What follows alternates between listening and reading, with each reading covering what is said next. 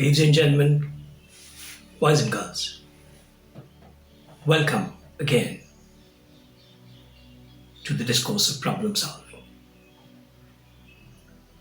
It is very simple to be complex. It is very simple to be complex, and it is very complex to be simple. It is very complex to be simple. Emotion is one of the most complex happenings around us. We don't even know what emotion is striking us. We're far, far into no man's land. We are far, far into the no man's land before we realize what train we took and what journey it is and what destination are we heading for. We are very rich people. We can buy a ticket without knowing which train is going to take us where, but we have paid for the ticket. You have paid for the ticket. You are paying for the ticket. It's not a ticketless traveling, and it is not free of cost holiday ride.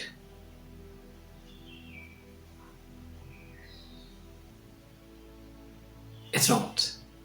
You have paid for the ticket, you're paying for it, and you're emptying your pocket.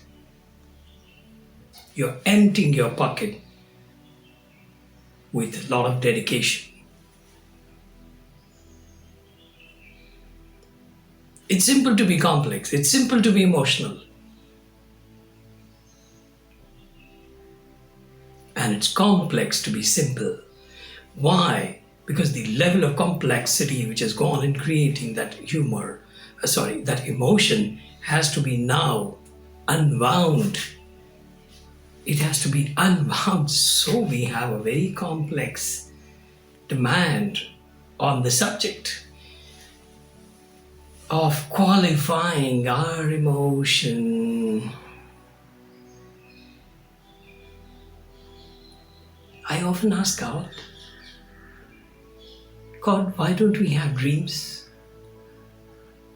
instead of desires? Why don't we have dreams instead of desires? Because when I look at the desire, I generally go for possession.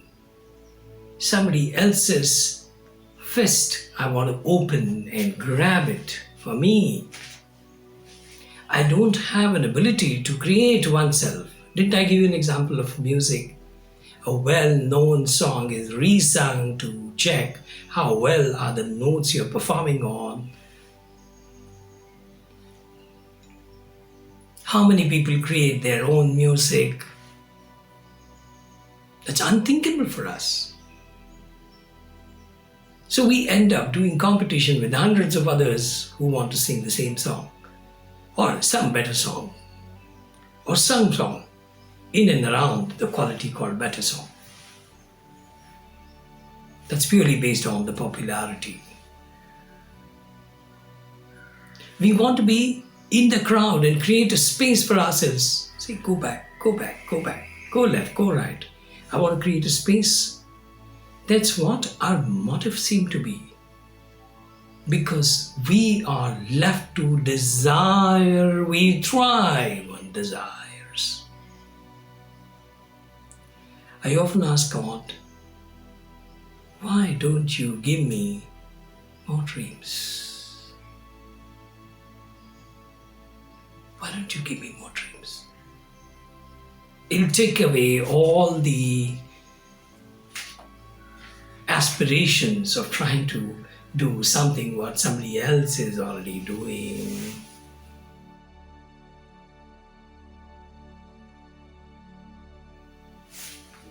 I ask you, we're talking for several hours now. We spent very valuable time in integrating with each other. Would you like me to read a book?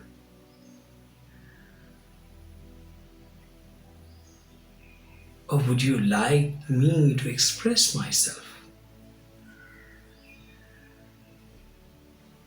So may we play our own orchestra, may we play our own song, may we write our own poetry.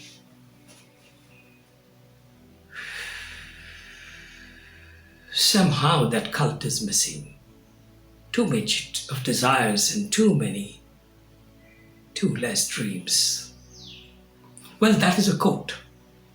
And I can't stop myself in telling you the economics of a quote. Economics of a quote. Every quote gives astonishment. It creates a miraculous solution for very difficult problems. It has wonderful dramatics. It has great cinematic. It has great characterization. It has great imagination. It's easy to recall. It's got a rhythm, it's got a music. A good quote, always have a rhythm, always have a rhyme, always have a music, always have a meter if there are two lines in a quote. That's the economics of quote. And it prevails upon you. It gives you a feeling that you suddenly now you've got a freedom from vagaries of life. That you can do something unto yourself, something by yourself, something for yourself. So we establish a new hypothesis. Don't crucify me, I'll take back my words. So we'll establish a new theory. Hypothesis is not a theory. So we now propose a new theory. Let's learn to dream than to desire. Let's learn to dream than to desire. Desire is a normal, human, common man perspective. Dream is more enlightened, more advanced, humanitarian culture. It's more about the private living. It's more about ability to find your own ground. You're not grabbing anything from anywhere. So once you become a seasoned, a champion emotional economist, some people call it emotional intelligence also.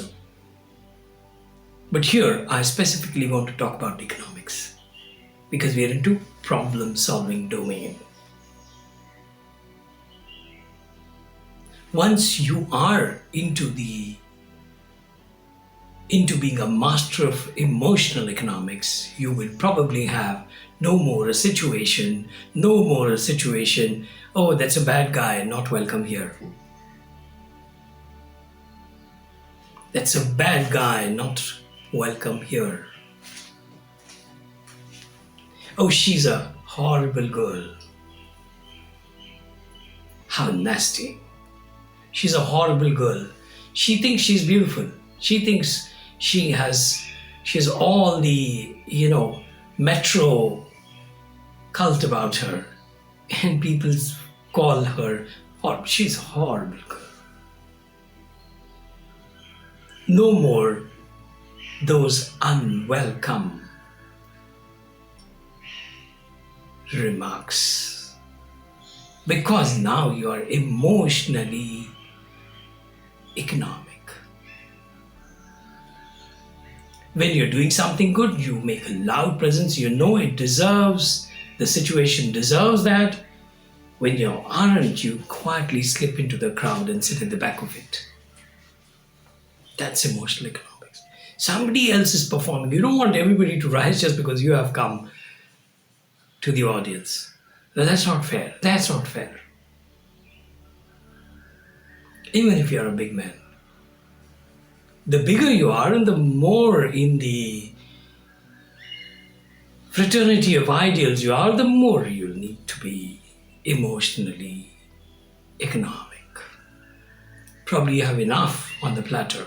You don't need to grab anything from anywhere. No more desires, only dreams. No more withdrawals.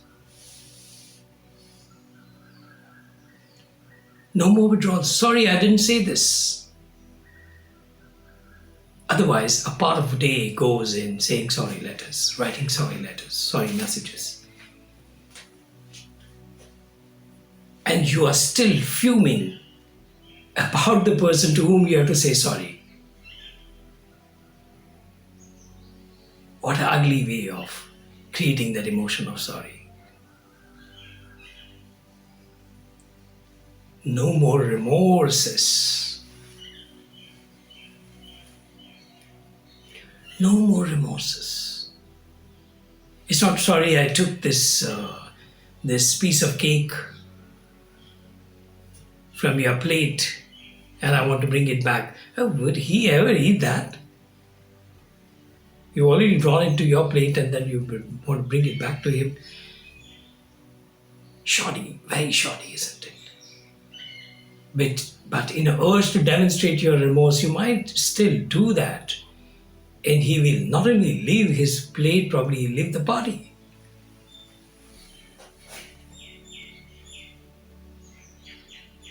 No more remorses, no more withdrawals, no more sorry letters, and no more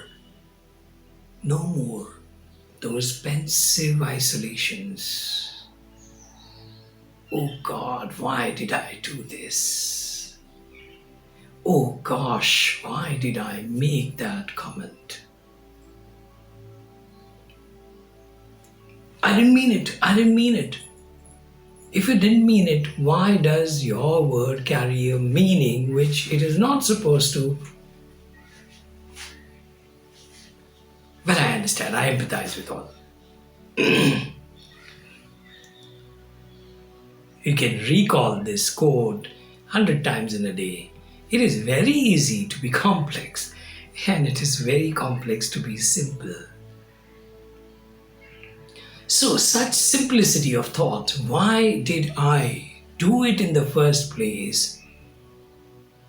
It's a simple thing, isn't it? It's much more within your control not to say a word, not to make a gesture. It was very easy for you. You didn't do it. Now you're taking a much more complex route to simplify your relationship with the person concerned. No more back and forth. No more back and forth. You don't charge for the run and then come back. Don't charge for the run and come back. Because when you charge, the other person gets out of his crease and you are creating a mighty danger for him. Emotional economics. You are sure you can construct a run here. But it is not your desire to somehow run the next ball for a single. On the next ball for a single.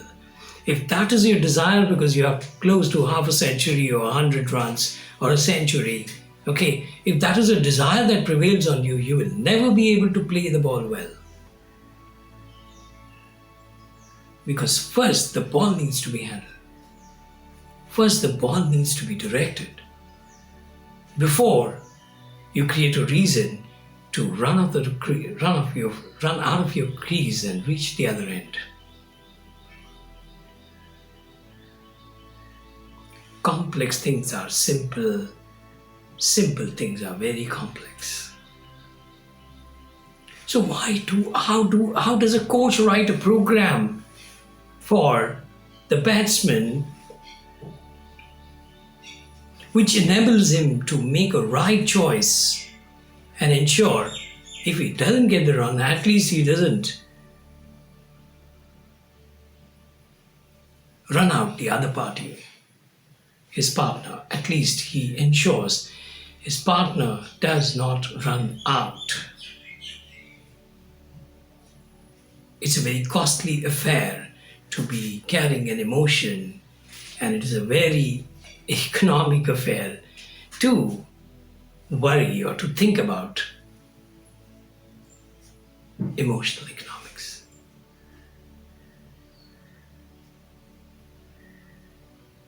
It's a ground level reality for all of us. We can now measure the output of every moment. We can now measure the input cost for every moment. We can measure which moments we have created. We can measure which moments we have to walk in. They're already ready to serve. We don't want to reinvent the wheel. Ladies and gentlemen, how big that program is. How big that program is. But it's within our domain and it is within the frontier of our responsibility that we find the solution for even such a complex program being run in a simple way. If there is any bug in the program, it is within our responsibility to debug that. May we do that at the earliest and feel even more confident that we are not creating unnecessary problems. We are not creating unnecessary problems. With that, I sign off on this episode with a message. Come to problem solving. Come to life.